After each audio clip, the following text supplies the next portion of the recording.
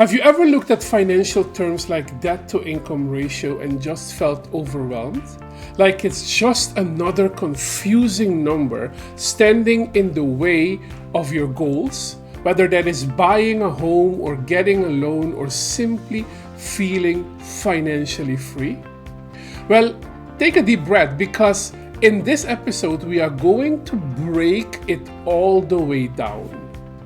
Welcome to this episode of the Vallorum Guide, where we will be talking about debt to income ratio. I will explain it to you as a beginner.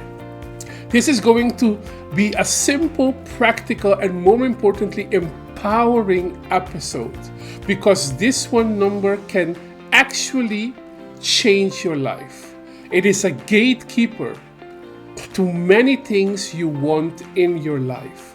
And once you understand it, you will be amazed at how much more confident and in control you feel when it comes to your money.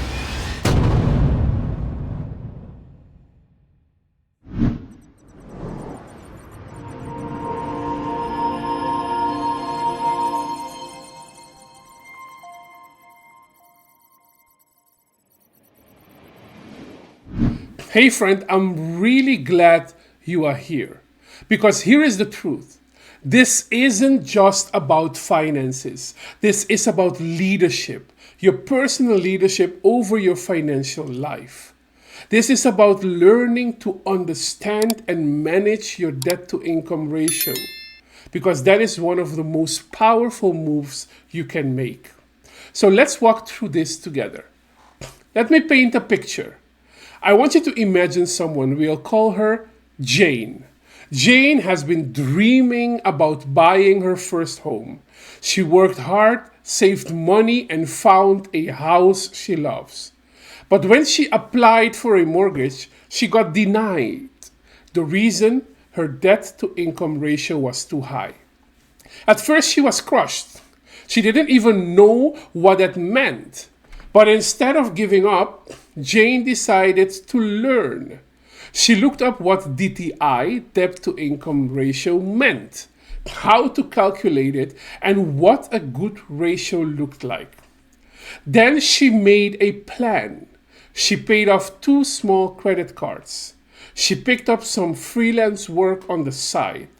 6 months later, she applied again, with a much healthier DTI.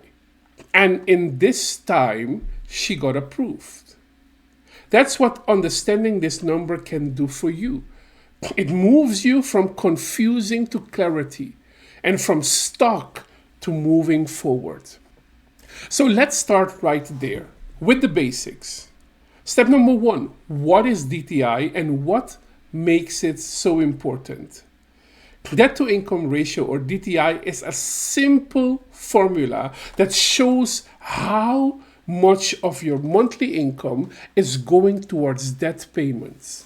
It is a percentage. Here is the formula. DTI is your monthly payments divided by your gross monthly income, then times 100. So let's say your total monthly debt payments, like your car loan, your student loan, your credit card, and maybe a personal loan, add up to about $1,500. And your gross monthly income before taxes is $5,000. Then your DTI would be 1,500 divided by 5,000, which is 0.3, times 100 is 30%. That means 30% of your income is going towards debt every month. Now, why does this matter? Because lenders use this number to decide if you are financially healthy enough to take more debt, like a mortgage or a car loan. If your DTI is too high, they worry you might not be able to keep up with your payments. But it's not just about lenders. This number is also for you. It helps you to see if your lifestyle is sustainable. If too much of your income is going to debt, it means less room for saving, investing, or just breathing a little. So understanding your DTI is like turning on the lights in a dark room. Suddenly you can see where you really stand. So step number 2, how to calculate your DTI in simple steps.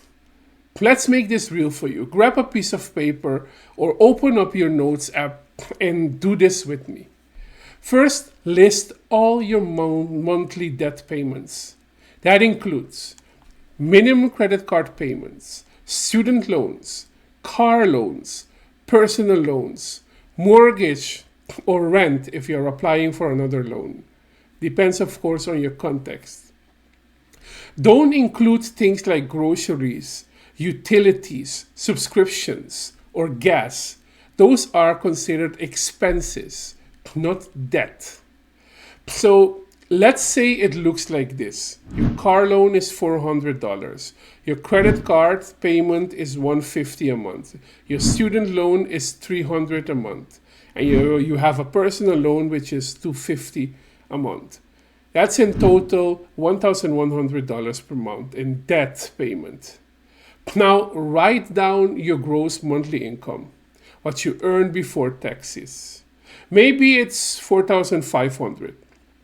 Now divide 1,100 divide by 4,500, that is 0.24 times 100, that means 24.4%. That's your DTI. Simple, right?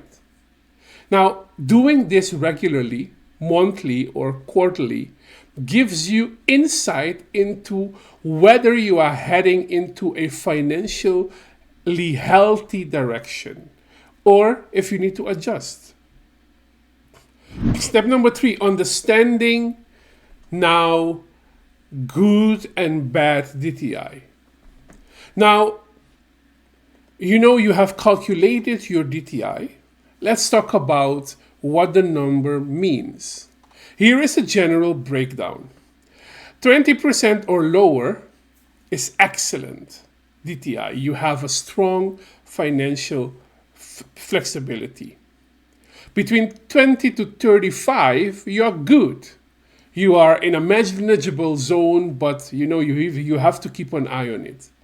From 36 to 43, things are getting a bit risky.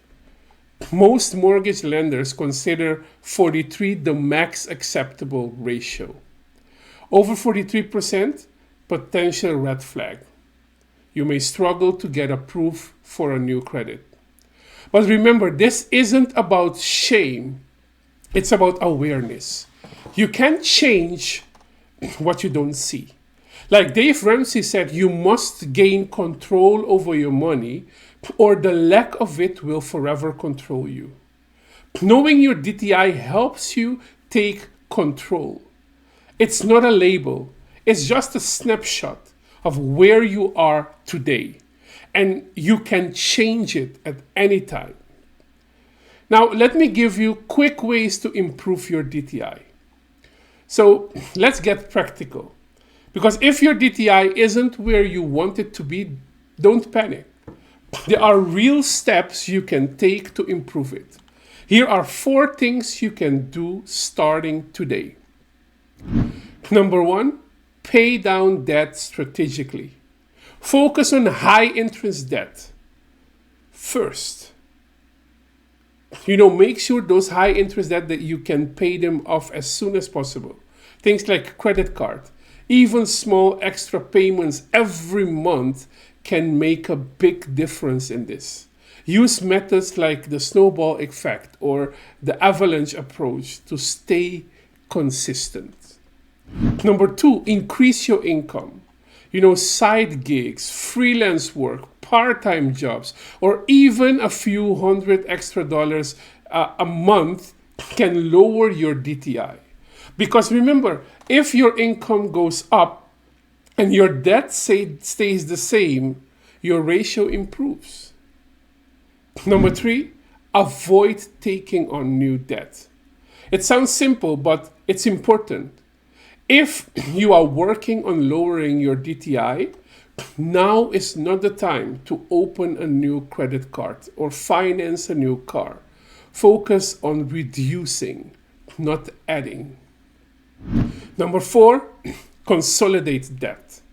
If you have multiple high interest debts, consider consolidating them into one lower interest payment, just to be sure that it actually reduces your monthly payment, not just spread it out over a longer term.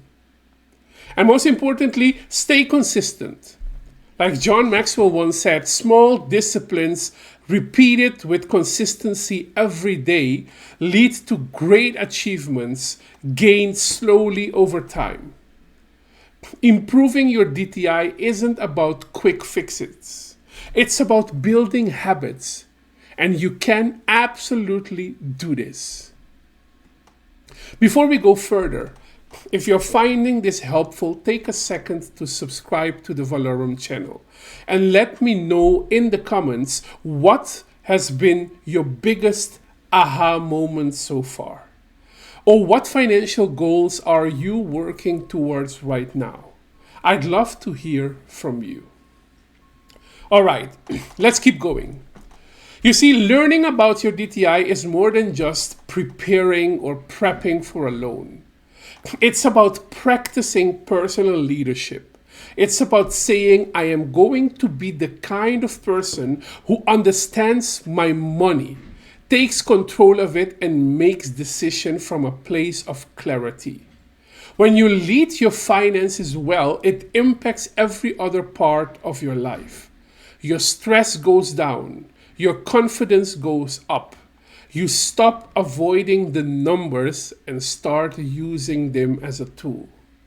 That is why we are doing this. Let me say this to you clearly.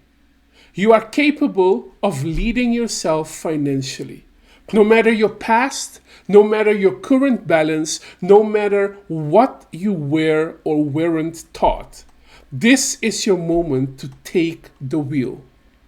Clarity builds confidence. And this DTI number, it's one of the best tools to get there.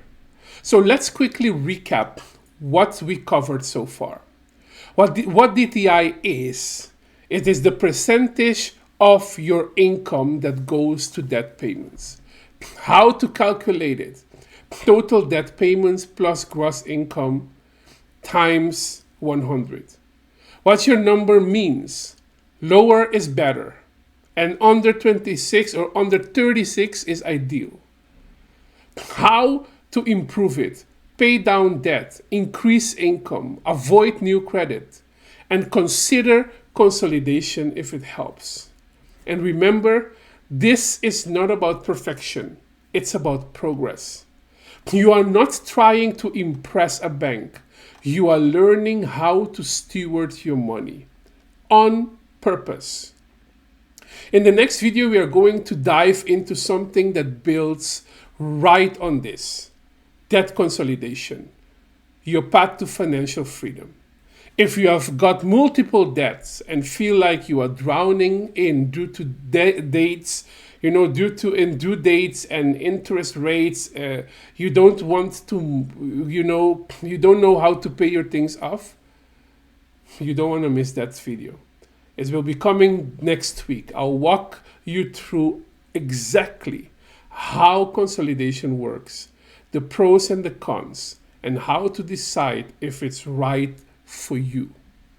And for those of you who are ready to take this serious and take serious actions today, who don't just want to learn, but want to break free, I've got something special for you. Check out my ebook, Break Free. Link is in the description below. It gives you step-by-step guidance to get out of debt faster, smarter, and with purpose. It's not just information, it's transformation. So that's it, my friend. You have just taken a huge step towards greater financial clarity and personal leadership. Be proud of that. And remember, you don't have to be perfect with money so that you can be powerful with it. You just need to be intentional. Hey, if you have learned something today and you say, hey, I want to learn more about personal leadership, click on the video appearing on your screen right now. Until next time.